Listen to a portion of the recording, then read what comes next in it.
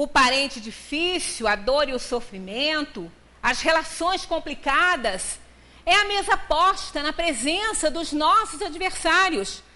Mas aí a gente pede para ungir a nossa cabeça com óleo, quer dizer, é a bênção de Deus que a gente pede para enfrentar esse problema, para enfrentar essa dificuldade.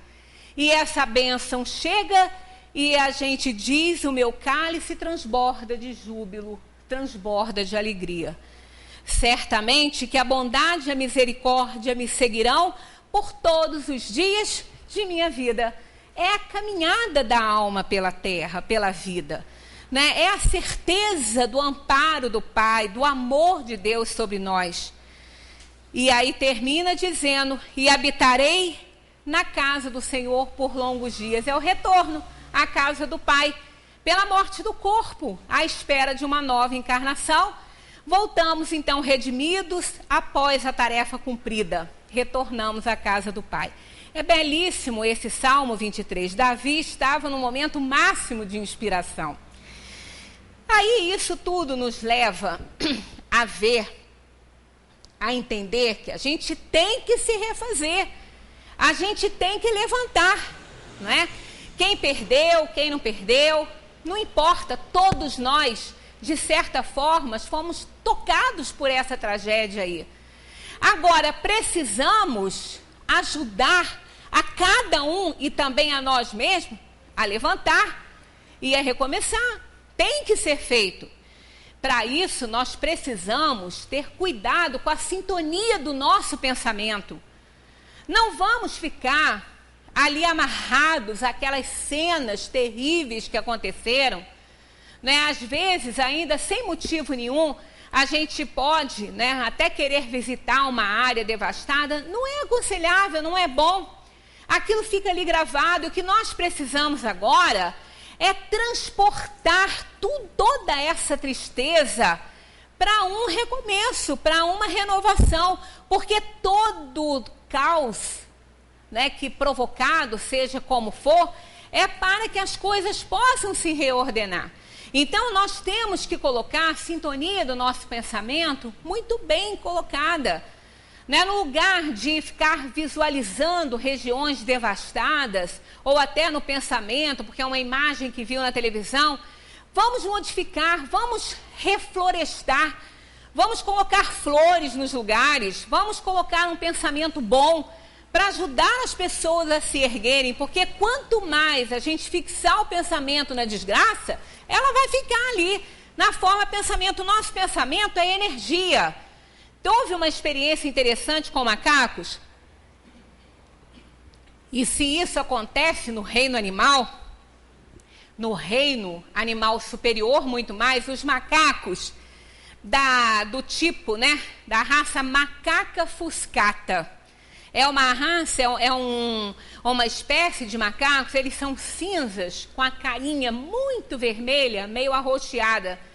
Então, os japoneses fizeram uma experiência e observação com esses macacos no seu ambiente natural, e foi muito interessante. Em 1952, os cientistas jogaram batatas doces cruas na praia da ilha de Koshima para esses macacos. Eles apreciaram o sabor das batatas doces, mas acharam desagradável a areia que ficava na batata. Aí, uma fêmea de 1 ano e meio, chamada Imo, descobriu que lavar as batatas num rio próximo resolvia o problema. E ensinou o truque à sua mãe, e os outros que andavam com ela no grupo, os outros adolescentes, aprenderam também, ensinaram as suas respectivas mães. Aos olhos dos cientistas, essa inovação cultural foi gradualmente assimilada por vários macacos. Entre 1952 e 1958, todos os macacos jovens aprenderam a lavar a areia das batatas doces para torná-las mais gostosas.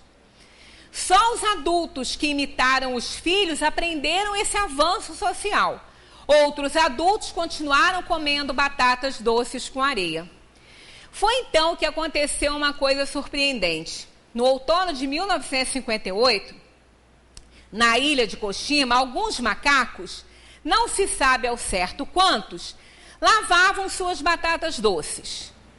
Então, imaginemos um grupo de macacos lavando sempre as suas batatas, quer dizer, reuniram esse conhecimento que ficou ali entre eles.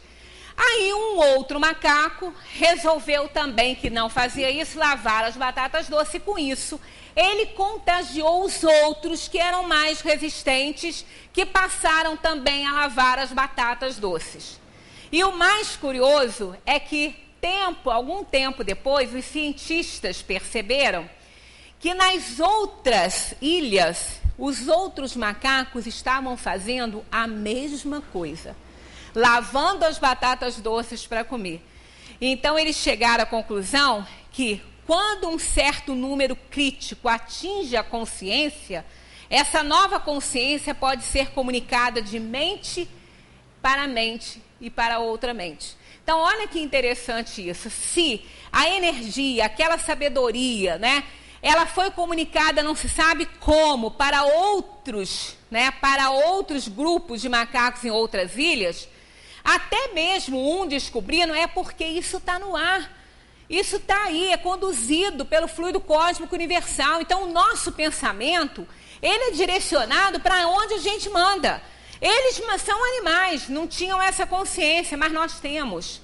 Nós temos a consciência de que o nosso pensamento é matéria mental, que nós fazemos desprender da nossa energia, até do nosso corpo. É matéria mental que volta para a gente.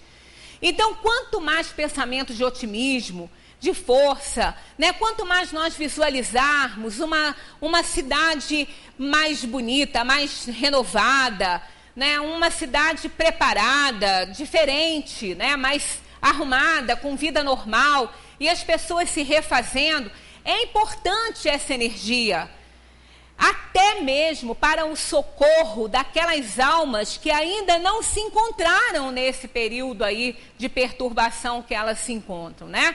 Então, é importante que a gente ajude as pessoas a se levantarem. Não basta dar um saco de alimento, roupa. É preciso renovar o ânimo, o entusiasmo, ajudar essas pessoas a se levantarem, principalmente aquelas que perderam muito. Então, a sintonia do nosso pensamento é muito importante. A aura de cada criatura permanece tecida de correntes atômicas sutis do pensamento, que lhes são próprias ou habituais, que lhe imprimem frequência e cor peculiares.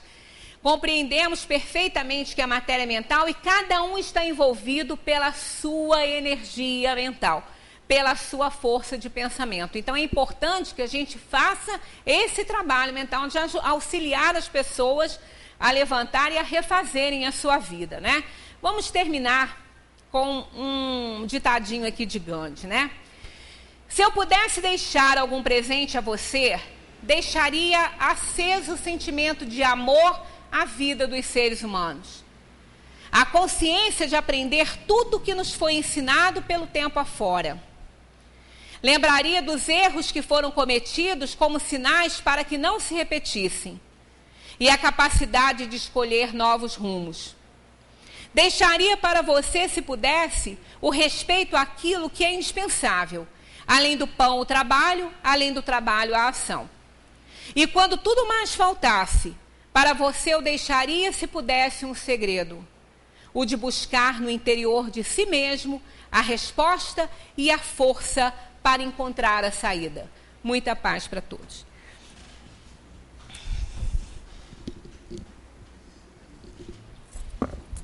Muito bem, queridos. Aí tivemos durante a palestra uma série de reflexões, uma série de elementos para que todos nós possamos analisar, avaliar e nos sentirmos mais fortalecidos diante disso tudo, porque problemas na vida, eles não estão aqui em Friburgo, por exemplo, circunscritos à calamidade que aconteceu. Os problemas da vida vão continuar acontecendo em todas as nossas vidas, em todos os nossos momentos, porque nós estamos num mundo onde essas coisas são comuns, porque nós estamos sempre necessitando do teste, da prova ou do sofrimento para corrigir, como foi muito bem apresentado, os nossos defeitos que, se não são dessas, são trazidos de outras vidas, e nós nessa temos que fazer os acertos.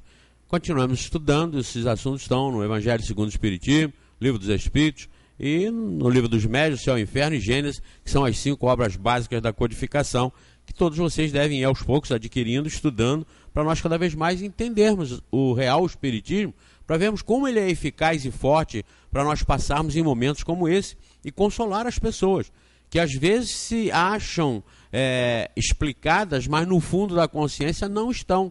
Por isso que caem em depressão, que vão ao suicídio, por falta de convencimento pela inteligência, pela razão. Não adianta dizer, Deus é grande, Deus sabe o que faz, mas a pessoa não entender isso. Como Deus pode ser grande, bom, amado e amável, permitindo essas coisas? Tem que haver um entendimento. Não havendo entendimento, as pessoas se iludem, que aceitam porque disseram que isso é de Deus. E como ela não quer dizer que não crê em Deus, ela então se submete. Mas lá no fundo da consciência, isso arde muito, dói muito, revolta. E aí vem a depressão, e vem esse pós-flagelo, que acaba causando, e está causando e vai continuar causando uma série de estragos emocionais, estragos mentais, espirituais, por falta de explicação, que o Espiritismo tem abundantemente, tem de sobra.